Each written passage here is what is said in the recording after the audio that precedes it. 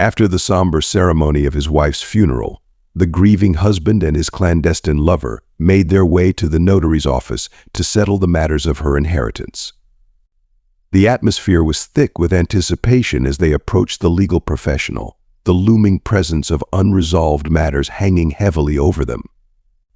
Jack had wed Rachel 3 years prior, a union that, if viewed through a lens of honesty, might never have happened had it not been for the unforeseen twist of fate that made her the sole proprietor of her father's prosperous business after his abrupt death.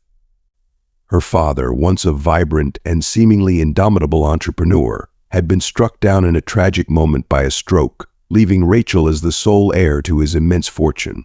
This shift in her status was the catalyst for Jack's interest, an alluring opportunity he could not ignore. If you are not subscribed, I recommend you subscribe and activate the bell so you don't miss any videos. Rachel had been captivated by Jack's sweet-talking promises, even as he harbored plans to remain with her only until a more advantageous opportunity presented itself. Yet, as time passed, Jack realized that Rachel, with her inherited colossal wealth, was indeed the prize he had been seeking. He knew he could skillfully manipulate her profound affection for him, using it as a means to gain control over her substantial fortune. Everything seemed to be aligning perfectly for Jack, as he took advantage of the situation with a calculated and strategic mindset. During this period of intense grief for Rachel, who was mourning the loss of her father, the person who had been her steadfast pillar of strength and the most significant figure in her life, Jack made sure to envelop her with feigned care and support.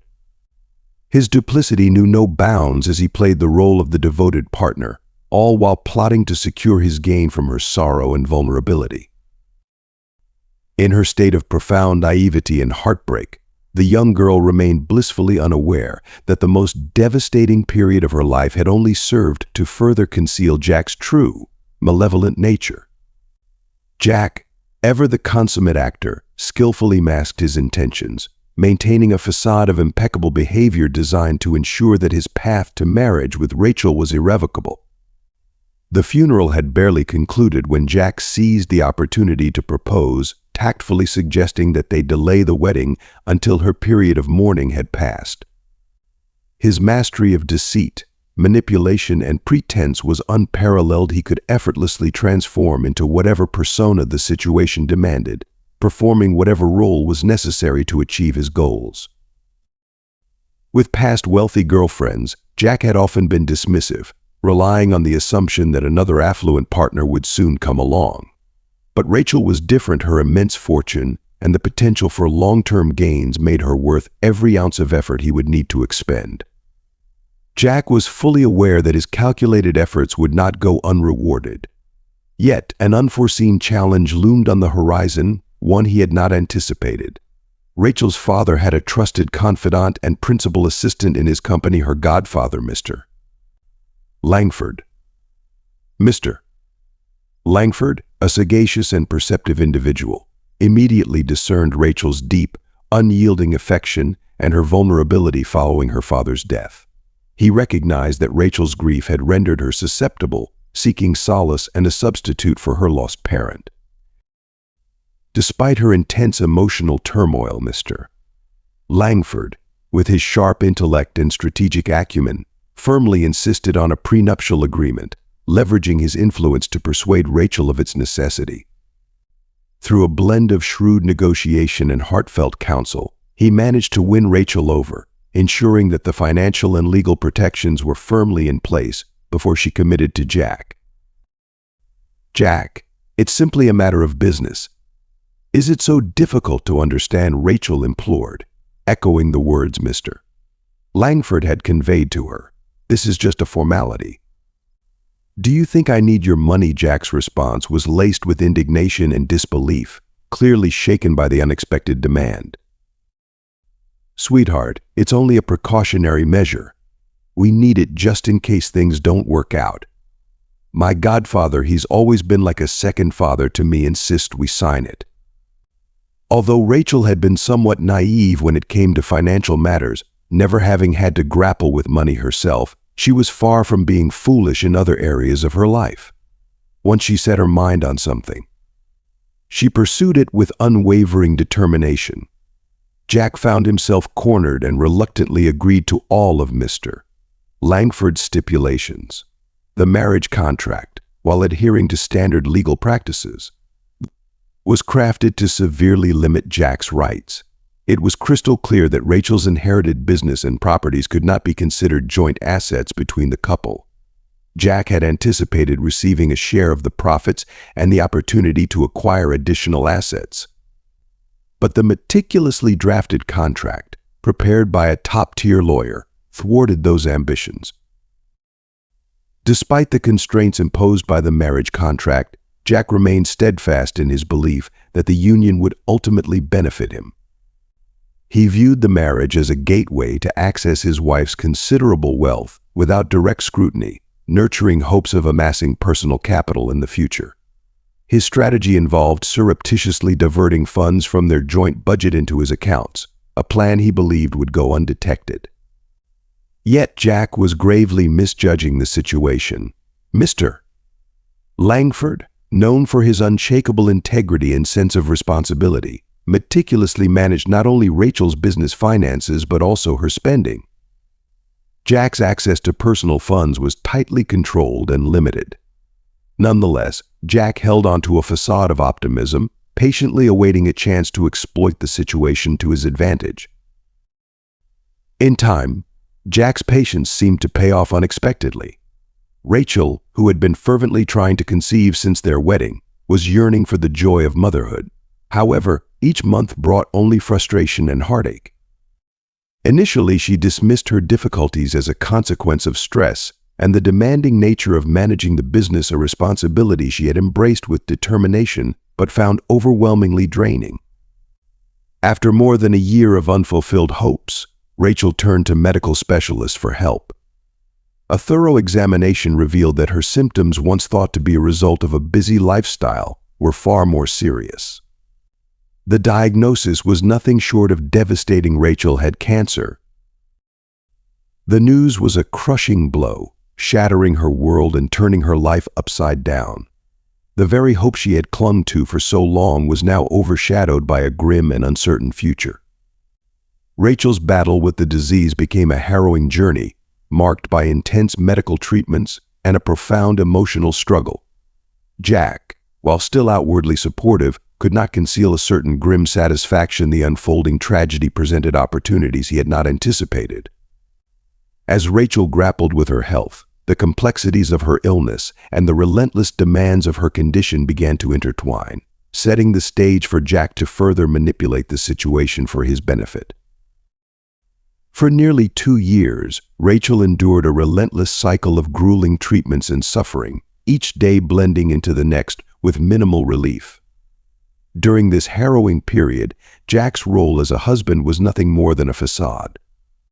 His primary interest was in ensuring Rachel's existence became inconsequential, and he struggled to conceal his indifference. Despite never openly confronting the issue, Rachel was acutely aware of Jack's infidelities. The betrayals were whispered about among the staff at the hospitals where she was treated and by Mr. Langford, who was becoming increasingly enraged and powerless. Mr.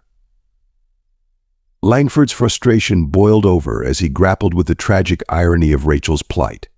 He was baffled by Rachel's unwavering desire to cling to her marriage despite her deteriorating health.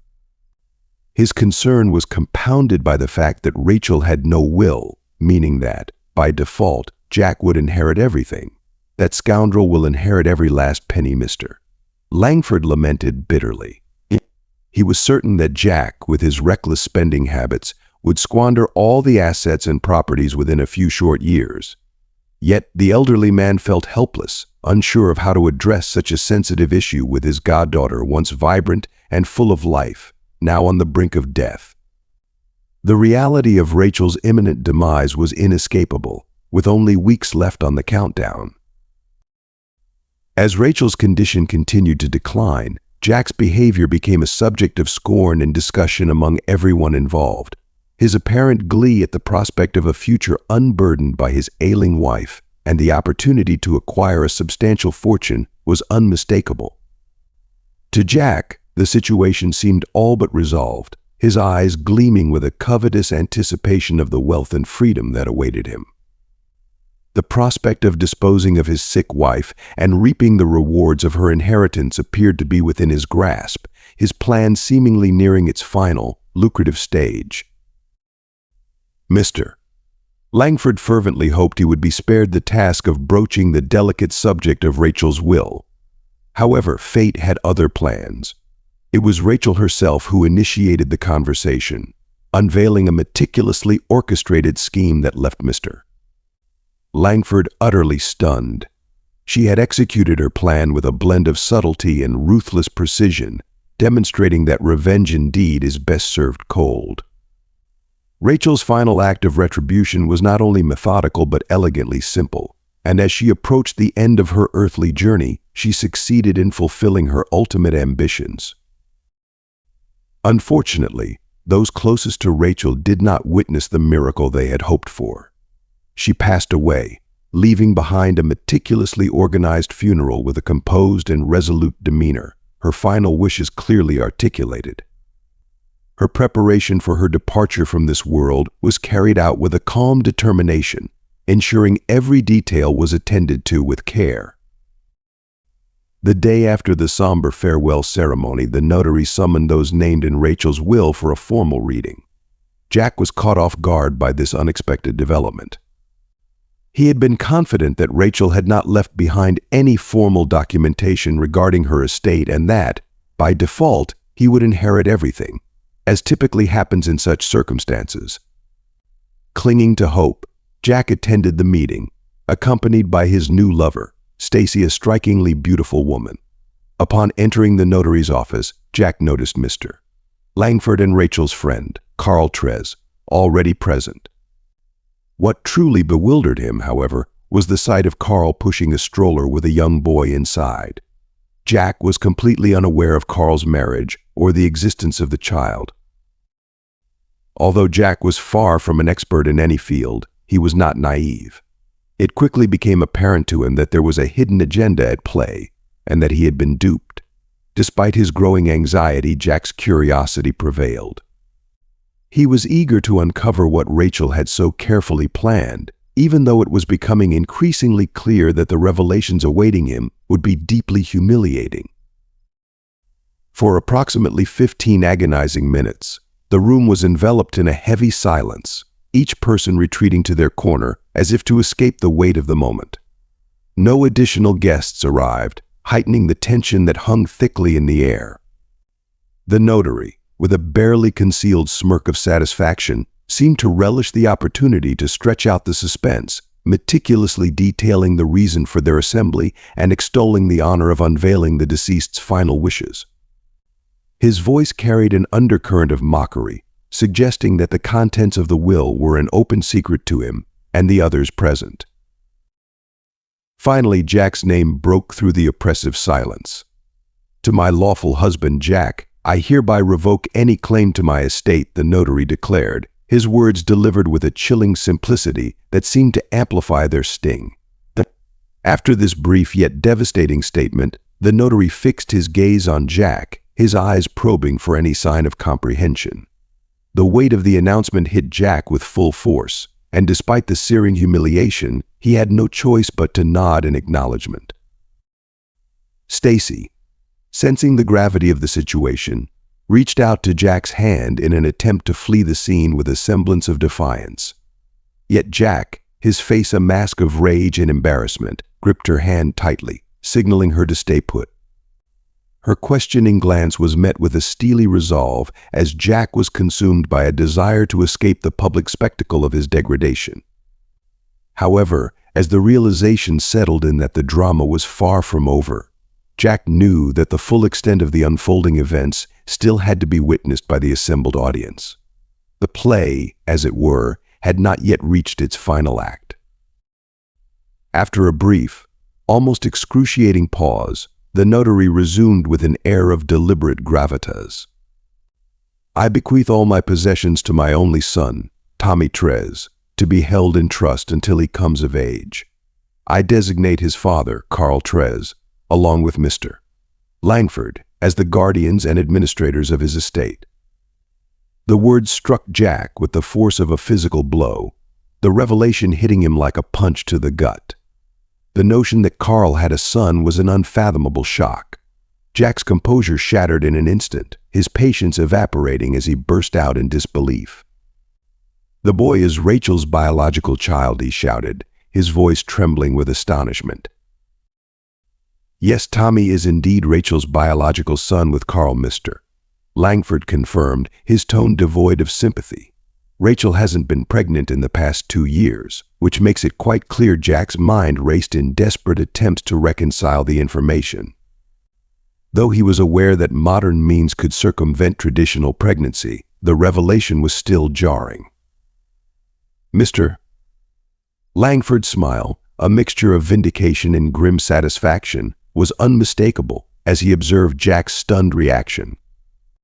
The Godfather took a perverse pleasure in witnessing the depth of Jack's shock and dismay, his expression reflecting a cold satisfaction in the unfolding drama.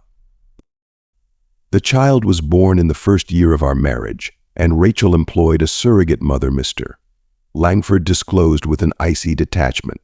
The words hit Jack with the force of a sledgehammer, leaving him momentarily paralyzed and speechless, as if the very ground beneath him had shifted. The notary, relishing the dramatic effect, continued with an almost cruel precision. "I bequeath all my remaining assets, including the entire fortune inherited from my father, to Carl Trez. Carl and Tommy will share the inheritance equally. Should Tommy pass away before Carl, the entirety of the estate will transfer to Carl." Jack's entire world seemed to collapse in that instant.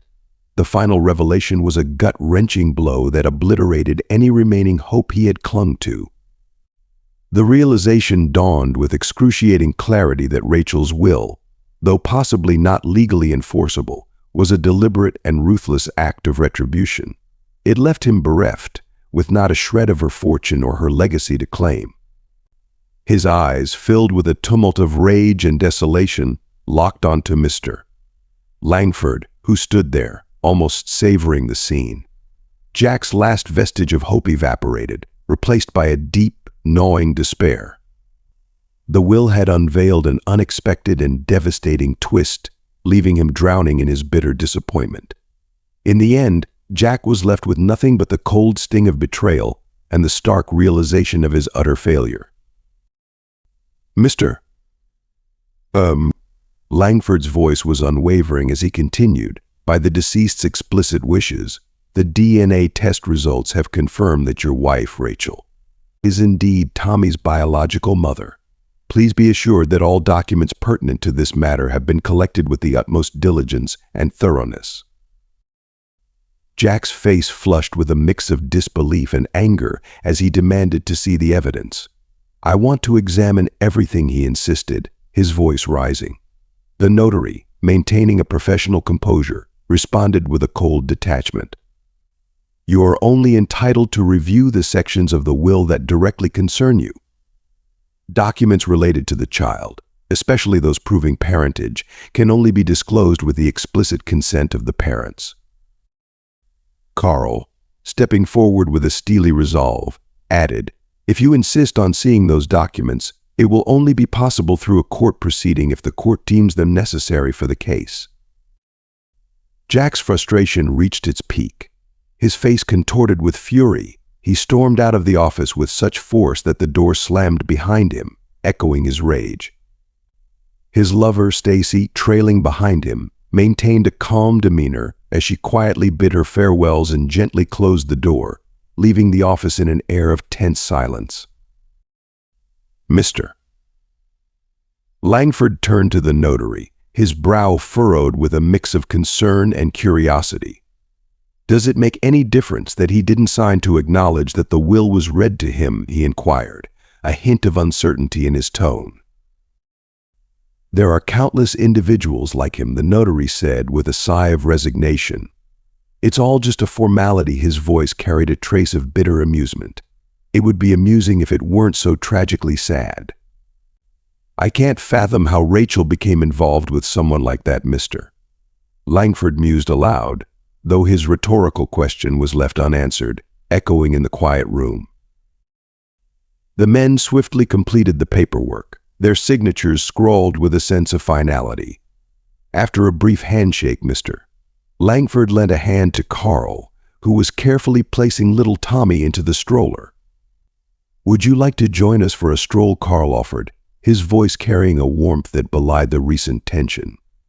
"A walk in the fresh air would do the baby good." "I'd be glad to, Mr. Langford responded, grateful for the chance to clear his mind. They ventured outside, their footsteps falling into a steady rhythm, accompanied by the soft, soothing creak of the stroller wheels. As they walked in reflective silence, Carl finally broke the quiet. "Do you think Rachel would have been content with how I'm managing everything?" His voice held a note of vulnerability, revealing the weight of his concern. "I have no doubt she would be proud, Mr. Langford assured him gently. "You're an exceptional father, and it's clear how much love and care you provide for Tommy. Rachel would have seen that and been comforted by it." Carl nodded, but a trace of unease lingered. "There's something that's been on my mind," he admitted. "I believe Rachel mentioned that I had advised against the way things unfolded today, the spectacle with the will, and how Jack discovered Tommy's existence." "Mr.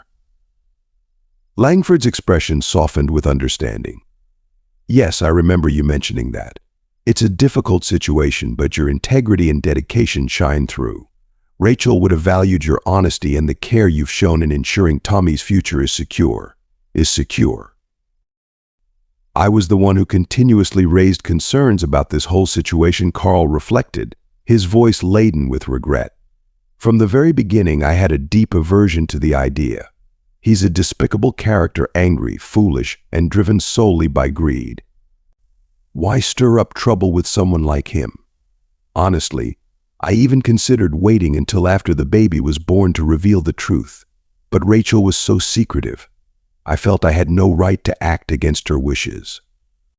I assumed she didn't want to face him alone and left these difficult decisions to us. Seeing him today with that woman, flaunting his lack of shame, made me question everything. His reaction, his face, was appalling. It would have been better if we had dealt with him sooner." I think Rachel shared that sentiment. Her desire for revenge was intertwined with her love, a corrupted form of love that had no other outlet. "My poor girl," Carl said, his voice trembling as he wiped away a tear. "Don't burden yourself with worry about her, Mr. Langford reassured him. "Rachel made her wishes clear. She asked us to channel all the love we had for her into caring for Tommy." As the men shared their reflections, Jack, brooding in his car, was embroiled in a heated discussion with his companion. "So, you're telling me there's no chance of getting anything, right?" the woman asked, her eyes blinking with rapid uncertainty. "You're clueless," Jack snapped back, his frustration evident. "Didn't you hear? There's no chance now thanks to this revelation. Let's move quickly. We need to salvage something of value and get it to my apartment before it's too late." 3 days after Rachel's passing, Carl mustered his resolve and ventured to Rachel's home, only to be met with an unsettling emptiness. He had braced himself for a confrontation and even enlisted the help of 2 bodyguards for added security, but Jack had already struck gold, clearing out the house and making off with a considerable cache of valuable items. Jack now languished alone in the cramped confines of his meager apartment, nursing a glass of whiskey that Stacy had left behind. The situation was hardly surprising. Why would a young, vibrant woman cling to a man stripped of his wealth and status? As Jack reflected on his predicament, he found himself mired in a sea of regret and bewilderment. Once, he had been the one to receive payments for female companionship, but now he was reduced to paying a young woman to remain in his company. The cruel irony did not escape him. Jack, a once proud man now ravaged by his excesses, could not fathom the role he had played in his downfall. Instead, he viewed his late wife as the villain who had siphoned off his vitality and shattered his dreams of a prosperous inheritance. In his fantasies, Jack saw himself as a dashing young man, successful and awash with wealth. Yet the brutal truth came crashing down when Sisi delivered some harsh, unvarnished realities. He was a pitiable drunk, living in a delusional world of grandeur that nobody cared for. Accepting this brutal reality was excruciating. His once grandiose dreams of affluence, which hinged so precariously on his ex-wife's fortune, crumbled into insignificance like a fragile house of cards. His ambitions of becoming a successful businessman were obliterated. Consumed by ego and self-pity, Jack fails to see his complicity in his ruin, choosing instead to blame his deceased wife. In his twisted narrative, Jack fancied himself a martyr, unwaveringly devoted to his ailing spouse, while conveniently overlooking his numerous infidelities, alcoholism, and contemptuous behavior towards her. "What a damn shame she's gone, and I can't lay a hand on her," Jack mused bitterly, repeating the thought to himself like a grim mantra. His mind was a swirling tempest of rage and frustration as he struggled to hold himself back from exploding. He kept telling himself that patience would eventually bring its rewards. For nearly 2 weeks, Jack drowned his anguish in an endless binge of alcohol, desperately seeking to numb the pain and escape his harsh reality. Each day, his resentment grew sharper and more poisonous. Then, on a particularly grim morning, plagued by a debilitating hangover, he had an epiphany. Continuing down this path would bring him neither success nor the revenge he so craved against Rachel. The humiliations he had suffered gnawed at him, the worst of which was the indignity of having his car keys forcibly taken by men sent by Mr. Langford, who had ripped apart the power of attorney Rachel had entrusted him. "Didn't you realize that a power of attorney becomes null and void upon the death of the person who issued it?" one of the men had sneered with a disdainful edge, adding insult to injury. Now, sober and clear-headed for the first time in weeks, Jack grappled with his burning desire for revenge and how best to orchestrate his next move. His initial impulse was to desecrate Rachel's grave, a vile act that he envisioned would be a fitting expression of his anger. However, as he reflected on what had mattered most to Rachel and what would truly inflict the deepest suffering, a more sinister idea began to take shape in his mind, targeting Tommy. The thought electrified him, sending a thrill of malevolent satisfaction coursing through his veins. Jack's twisted smile broadened as he began to craft his devious scheme. While there were many logistical challenges to address, one thing was clear: his plan would spare the child from any physical harm. Instead, Jack's cruel intention was to inflict psychological torment on Rachel from beyond the grave. What could be more devastating to a mother than the anguish of knowing she could not protect her child? With this cruel insight, Jack's plan crystallized into a horrifying simplicity: abduct the infant, transport him to a distant place, and abandon him in an orphanage. After a week steeped in bitter resentment and vengeful scheming, Jack felt a dark, twisted satisfaction settling within him. It had been ages since he had worn such a grim, menacing smile, but now it seemed to be his only source of solace. Despite the unsettling appearance of his expression, Jack felt a perverse sense of happiness as he reveled in the intricate details of his malicious plan. The idea of Rachel, from beyond the grave, suffering over her inability to protect her child filled him with a disturbing euphoria. The sheer thought of it sent waves of satisfaction through his veins. With his plan firmly etched in his mind, Jack turned his attention to the practicalities. He knew that to execute his scheme flawlessly, he had to understand every aspect of Tommy's routine and the security measures surrounding his environment. Jack was intimately familiar with Carl from their past interactions and had visited the Tres family's residence in the elite suburban enclave. He was well aware of the fortified security in place, which made his task even more challenging. For days on end, Jack took to the forested outskirts, binoculars glued to his eyes as he scrutinized the child's daily movements. His obsession was all-consuming. Is this game truly worth the candle? He questioned himself in the eerie silence. Absolutely, he answered, his resolve hardened by the devastation he felt. The aftermath of the will's reading had visibly eroded his mental state. She destroyed my life, and now I will destroy her son's life. He hissed with a chilling laugh, his voice dripping with venom. If there had been an indifferent observer nearby, they might have noticed the stark transformation in Jack's demeanor and potentially suggested seeking professional help. But such interventions were absent from his grim reality. Jack's determination was unshakable. Once he set his mind to a course of action, no matter how outrageous, he pursued it with unwavering focus. He meticulously prepared his plan, scouring the area for the ideal vantage point from which to monitor Carl's residence without being detected. Every morning, Jack rose with the first light and made his way to the settlement, remaining in the shadows until nightfall. He maintained an unrelenting surveillance, recording every movement with obsessive precision. His notebook was filled with detailed observations, ensuring that no aspect of his plan was overlooked. Through his relentless surveillance, Jack discovered that the child, Tommy, was under the care of Carl's mother and a nanny. However, Carl and his mother were immediately disqualified as targets for his revenge. Their familiarity with him made them too risky. Jack had no intention of getting caught or facing any legal consequences for his malevolent scheme. Instead, he meticulously crafted his plan with the utmost precision, anticipating that the police would inevitably come looking for him. His strategy was to divert their suspicions while meticulously laying the groundwork for his attack. The nanny became Jack's chosen pawn. Her reputation for being careless and frequently disoriented made her the perfect scapegoat. Jack planned to orchestrate a scandal that would incriminate the nanny and frame her for the kidnapping.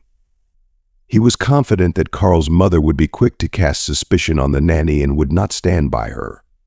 Jack believed that this scandal would not only satiate his vengeful desires but also wreak havoc on the entire family, forcing Carl into a nightmarish situation. One chilly morning, as Jack prepared for his nefarious act, he anxiously awaited Carl's mother's departure. He planned to seize this window of opportunity to break into the house, abduct Tommy, and abandon him at an orphanage. His nerves were on edge, but his resolve remained unwavering. As he approached the well-guarded residence, his heart pounded with a mix of trepidation and determination. He was acutely aware of the need for swift and cautious action to ensure the flawless execution of his revenge. Jack watched intently through his binoculars, monitoring the movements of the house's occupants. He noted the nanny's arrival and her subsequent departure with Tommy, and he waited with bated breath until he was certain that both Carl's mother and the nanny were out of the house. With a grim sense of purpose, Jack approached the residence, armed with a set of expertly acquired keys. He skillfully unlocked the door, taking care to avoid making any noise that might draw unwanted attention. Jack crept into the house with the stealth of a shadow, every step measured and silent. The weight of his mission pressed heavily on him as he navigated the quiet corridors, aware that he had only a narrow window of time before Carl's mother might return.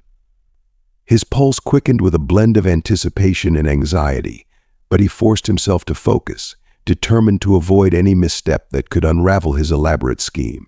His destination was clear: the nursery, where little Tommy slept.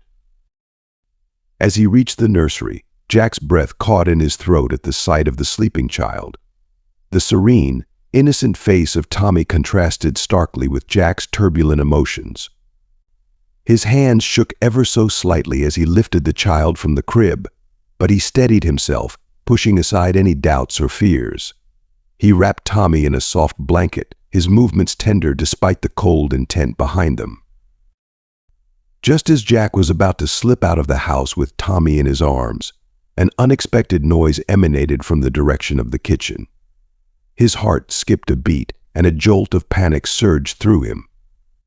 The sound, faint but unmistakable, suggested that Carl's mother might be returning sooner than he had anticipated. The walls of the house seemed to close in on him, heightening his sense of urgency. Jack's mind raced as he considered his next move. There was no room for error now. He quickly scanned his surroundings and chose a nearby room as his temporary refuge. With careful precision, he laid Tommy down in a corner of the room where the child would be safe and out of sight. Jack's breathing was shallow, each inhale and exhale a reflection of his mounting tension. He pressed himself against the wall, his senses straining to catch any hint of movement or sound that would signal an imminent discovery. As he waited in the dimly lit room, his thoughts churned with a tumult of fear and anticipation. Every creak of the house seemed amplified, every distant sound a potential threat to his carefully laid plan. Jack's pulse thudded in his ears, and he clenched his jaw, resolute in his determination to see his revenge through. As Jack remained hidden, the soft murmurs and rhythmic footsteps from the other side of the door only heightened his anxiety. Each faint sound felt like a ticking clock, magnifying the tension and urgency of the moment. Jack's heart pounded in his chest, the minutes stretching endlessly as he held his breath, praying that his meticulously crafted plan would not be thwarted at this crucial juncture. He could almost taste the impending success, mingled with a gnawing fear of imminent failure. Time seemed to crawl as he listened intently to the movements in the house. Every slight creak or shuffling sound intensified his nerves, but gradually the cacophony faded into a tense silence. When the noise finally ceased, Jack allowed himself a shallow breath of relief. He peered cautiously from his hiding spot, ensuring that the coast was clear before making any moves. Realizing that the opportunity was slipping through his fingers, Jack seized Tommy, his grip both gentle and firm. The child was heavy in his arms, a tangible reminder of the gravity of his actions. Jack maneuvered his way back through the house with painstaking care, each step deliberate to avoid any sound that might betray his presence. The once familiar surroundings now seemed foreign and fraught with danger, amplifying his sense of urgency. As he reached the front door, Jack felt a complex rush of emotions. Triumph surged through him, mixed with an undercurrent of anxiety that kept his senses razor sharp. The exit was so close, the culmination of his twisted scheme within reach. Every fiber of his being was attuned to the slightest noise or movement, the stakes never having felt so high. With a final deep breath, Jack prepared himself for the last leg of his audacious plan, hoping against hope that the final stretch would remain clear of unforeseen obstacles. As Jack stepped out of the house and into the cold, crisp air, the gravity of his actions began to settle heavily on his shoulders. His gaze lingered on the now silent, imposing structure that had once been Carl's sanctuary, its walls now a silent witness to his audacious scheme. The pre-dawn light cast long shadows, making the house seem even more foreboding as Jack moved away, his steps measured and deliberate. The meeting point where he had arranged for the vehicle was just a short distance away, and the final leg of his plan was almost within reach. Carrying Tommy, Jack felt a perverse satisfaction bubble up inside him, a sense of grim accomplishment as he envisioned the turmoil his actions would unleash. The image of Rachel's anguished face, unable to protect her child, fueled his resolve, even as it twisted with a darker undercurrent. But as he glanced down at the innocent child cradled in his arms, a stark pang of doubt pierced through the veil of his resolve. The tiny, peaceful face of the baby seemed to question the morality of his vengeful act, casting a shadow over his feelings of triumph. Driving away with Tommy, Jack was engulfed by a maelstrom of conflicting emotions. The triumph of executing his plan was overshadowed by a profound sense of unease. Each mile he traveled seemed to stretch into an abyss of regret and contemplation. He was acutely aware that the moment he delivered Tommy to the orphanage, his actions would solidify into an irreversible reality. The weight of what he had done, and the stark realization of its far-reaching consequences, pressed down on him with crushing intensity. The road ahead seemed endless, a dark expanse reflecting the ominous path he had chosen. Jack's mind churned with thoughts of what lay beyond this moment, of how his quest for revenge had spiraled into a dire and irrevocable outcome. The stark contrast between his initial fiery determination and the creeping dread now gnawing at his conscience made him question if the bitter satisfaction of revenge was worth the profound cost. As he drove on, the lines between right and wrong blurred into a chaotic haze, leaving Jack to grapple with the haunting truth of his actions and their ultimate repercussions. Thank you for joining us on this intense journey through Jack's tale of vengeance and regret. We've witnessed how a deeply rooted desire for revenge can lead to unforeseen consequences and ethical dilemmas. This story raises profound questions about morality, the impact of our actions, and the path we choose in the pursuit of our goals. So, what have you learned from Jack's story?